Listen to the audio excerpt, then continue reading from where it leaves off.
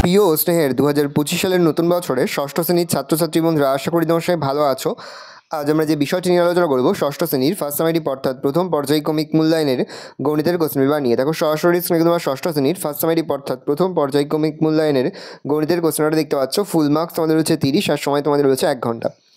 একে থেকে যে কোনো 10টি প্রশ্ন দেওয়া, প্রশ্নের মান 1 করে 1 × 10 = 10। এত সংখ্যাটির 7-এর স্থানীয় মান 7,000, 7,431, 771 দেবে 7,000।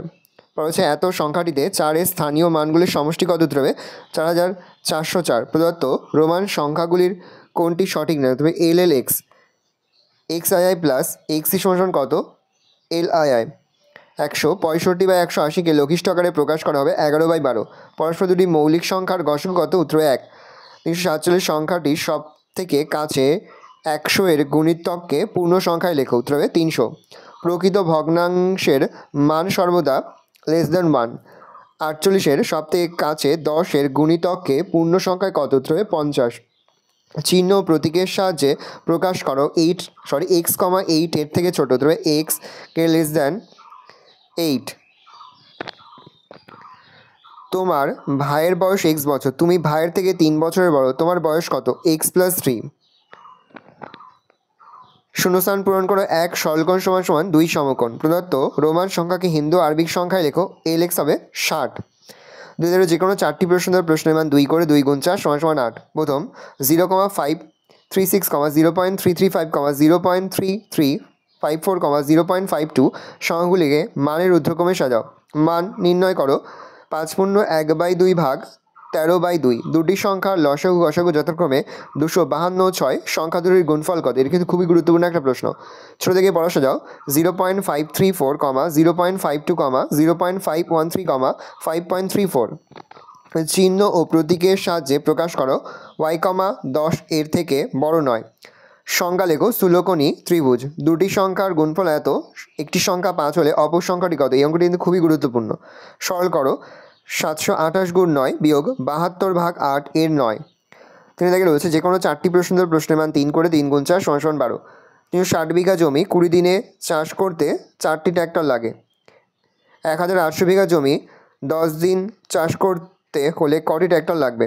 দুটি সংখ্যার গসাগু লসাগু যথাক্রমে 8 ও 280। একটি সংখ্যা 56 হলে অপর সংখ্যাটি কত? অনিলবাবু তার সম্পত্তির 1/4 অংশ পাড়ার লাইব্রেরিতে দান করেন।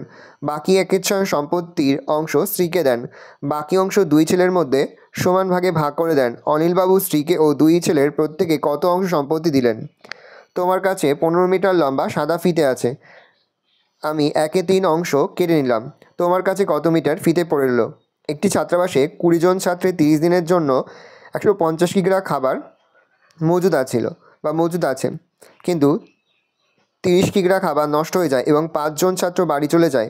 বাকি খাবারে বাকি ছাত্রদের কতদিন চলবে? একটি শহরের লোক সংখ্যা 2,78,72,600। এদের মধ্যে পুরুষ এতজন আর মহিলা হচ্ছে এতজন। শিশুদের সংখ্যা কত? পর হচ্ছে 120 জন ছাত্রের 200 দিনের খাবার মজুদ ছিল। 5 দিন খাওয়ার পর 30 জন ছাত্র চলে গেল, তাহলে বাকি ছাত্ররা কতদিন ওই খাবার খেতে পারবে? 5-এর সঙ্গে 3/7 যোগ করলে যোগফলকে 0.5 দিয়ে গুণ করো। এবার ওই গুণফলকে 44/9 দিয়ে ভাগ করে ভাগফলটি থেকে 0.4 বিয়োগ করো। বিয়োগফল কি পেলে হিসাব করে লেখো। ভালো করে দেখে নাও। এই রয়েছে টোটাল তোমাদের ফার্স্ট সামেটিভ অর্থাৎ প্রথম পর্যায়ক্রমিক মূল্যায়নের ষষ্ঠ শ্রেণীর গণিতের কোশ্চেন পেপার। ভালো কোশ্চেনটা দেখে নাও।